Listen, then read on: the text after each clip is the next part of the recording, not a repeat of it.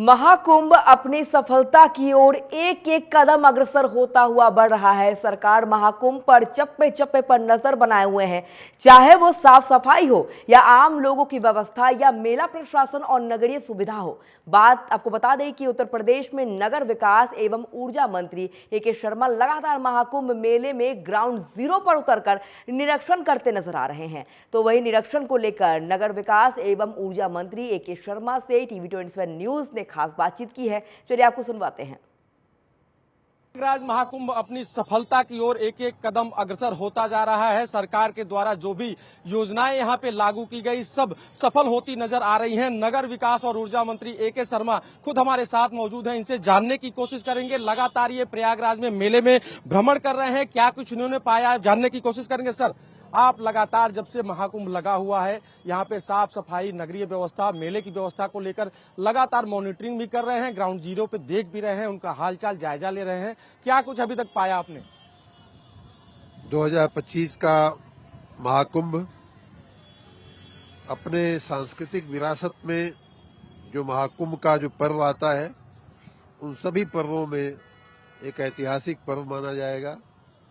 आने वाले दशकों नहीं सदियों तक शायद इस महाकुंभ की चर्चा होगी और इसके आयोजन की बात होगी।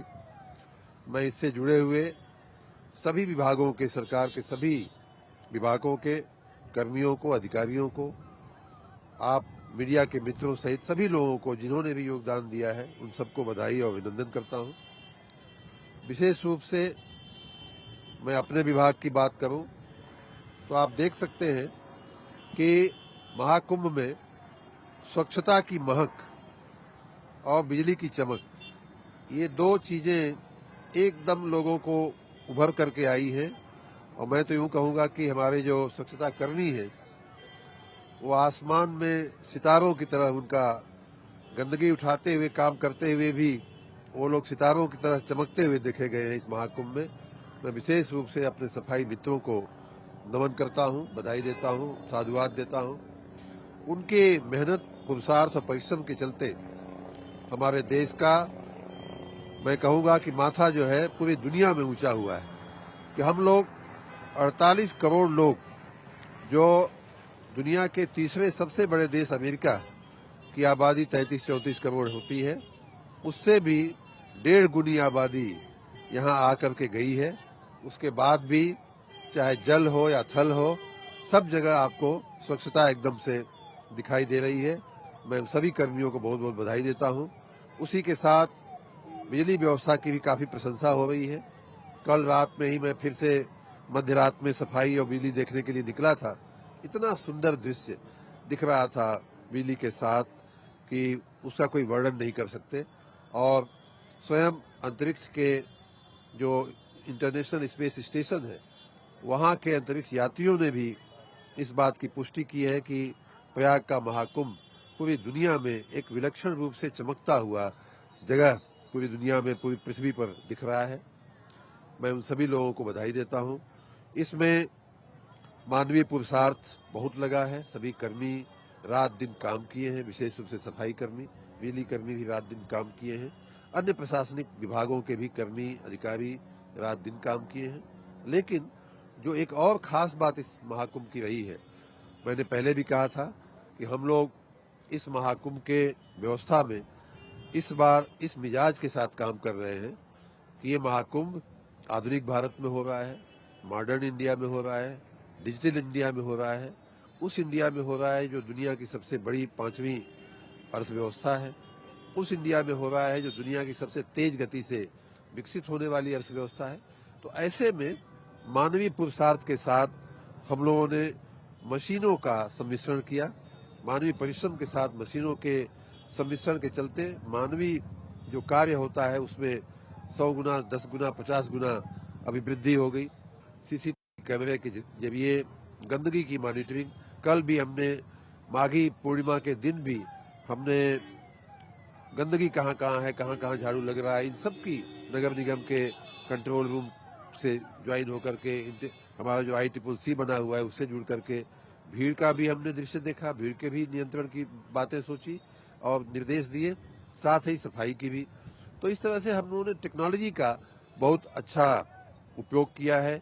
एक और उदाहरण मैं दूं कि सामान्य रूप से जहां भी पानी का नल होता है तो हमारा आपका सामान्य सा दृश्य है कि वहां पानी गिरता हुआ, पानी बहता हुआ, पानी रुका हुआ, एक ऐसा दृश्य हमें से सामान्य रूप से हमें मिलता है। जो 250 वाटर एटीएम आपने देखे होंगे, अभी भी आप जाकर के देख सकते हैं, मैं जो कह रहा हूं उसकी वो परीक्षण कर सकते हैं। वाटर एटीएम में सेंसर हमने लगाए हुए हैं और उसके चलते जितना पानी बर्तन में आना, तो इस प्रकार इन बारीकियों को सोचते हुए जहां हमने पानी के नल भी लगाए हैं वहां भी उसके पूरे व्यवस्थापन के साथ, जहां यूरिनल लगे हैं, मूत्रालय लगे हैं या शौचालय बने हैं, उन सब में अंतिम पॉइंट तक हमने जो है और यही कारण रहा कि आज 48 करोड़ लोगों के उपयोग करने के बावजूद,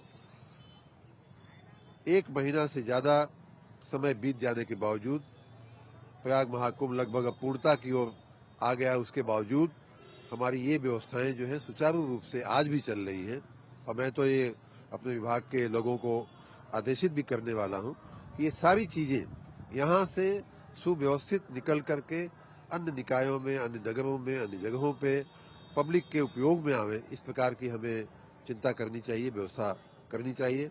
मैं एक बार फिर, आज भी आप देख सकते हैं कि लाखों लोग आज भी घाटों पे नहा रहे हैं। सर, रिकॉर्ड टूटता जा रहा है। पहले 45 करोड़ का अनुमान था कि 45 करोड़ जनता यहाँ स्नान करेगी, लेकिन कहीं न कहीं ये संख्या और बढ़ती जा रही है। 48 करोड़ हो चुका है कल का। और आप देख सकते हैं कि लाखों लोग आज कोई विशेष पर्व नहीं है फिर भी, और ये सिलसिला मुझे लगता है कि महाशिवरात्रि तक तो चलेगा ही, शायद उसके बाद भी चले।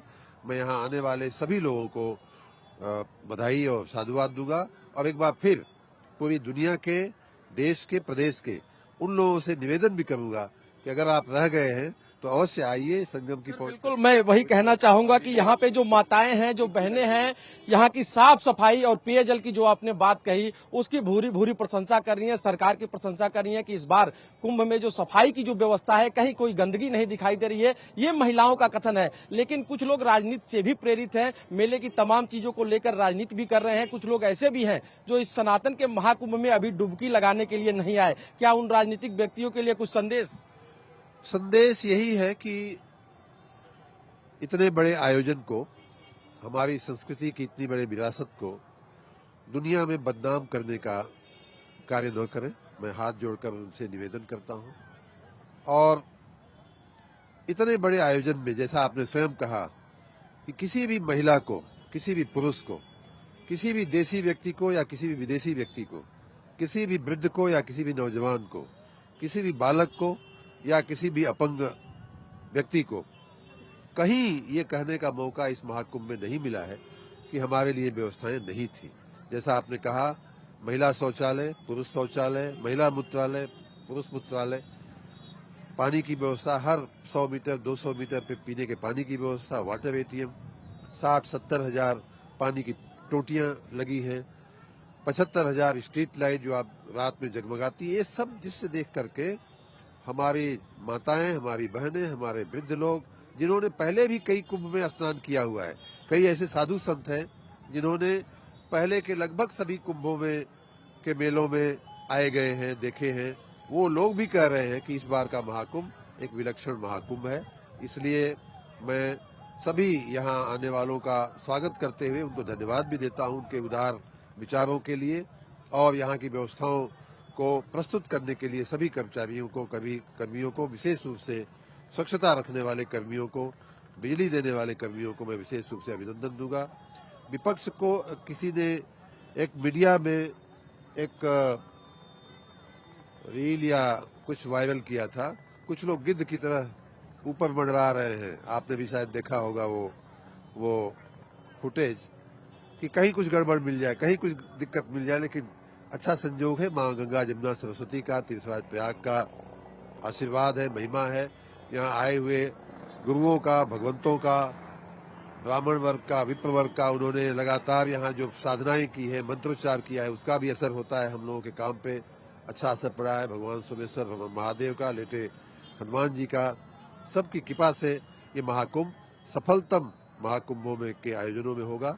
और मैं ये भी कहूँगा कि पूरी दुनिया के लोग हार्वर्ड हो चाहे ऑक्सफोर्ड हो आकर के यहाँ रिसर्च कर रहे हैं कि कैसे इतनी बड़ी व्यवस्था को महीनों महीनों तक भारत सरकार और प्रदेश सरकार चलाती है।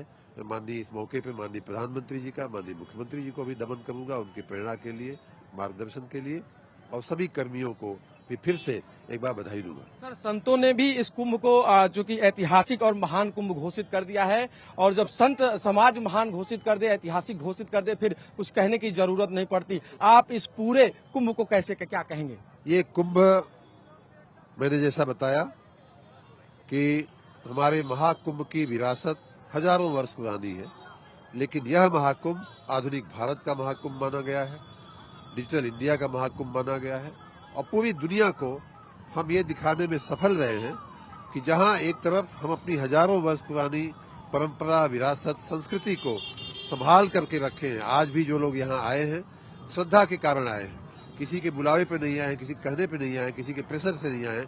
श्रद्धानुमत होकर के एक तरफ हम अपनी संस्कृति को बचाए रखे हैं, दूसरी तरफ इतनी बड़ी व्यवस्था को हम आधुनिक मशीनों के साथ, जैसे आपने नदी में चलते हुए ट्रैश स्कीमर जो है उनको आपने देखा होगा कि नदी का पानी इतना स्वच्छ करके रखा गया है कि इवन अमेरिका से आने वाले लोग भी दांतों तले उंगली दबाते हैं कि उनकी बीचेज भी, किसी साधु महात्मा ने कहा था कि वो लोग कह रहे थे कि हमारी बीच भी इतनी स्वच्छ और साफ नहीं होती है।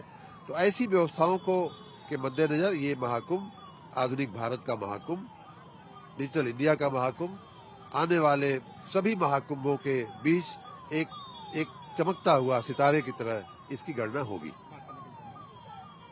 तो ये थे नगर विकास और ऊर्जा मंत्री ए.के. शर्मा, जिनका सीधे तौर पे कहना था कि ये जो महाकुंभ है, आधुनिक महाकुंभ, डिजिटल महाकुंभ, आने वाले हर कुंभ में अपने आप में चमकता हुआ सितारा होगा। वीडियो जर्नलिस्ट रावत के साथ पंकज तिवारी, टीवी 27 न्यूज, प्रयागराज।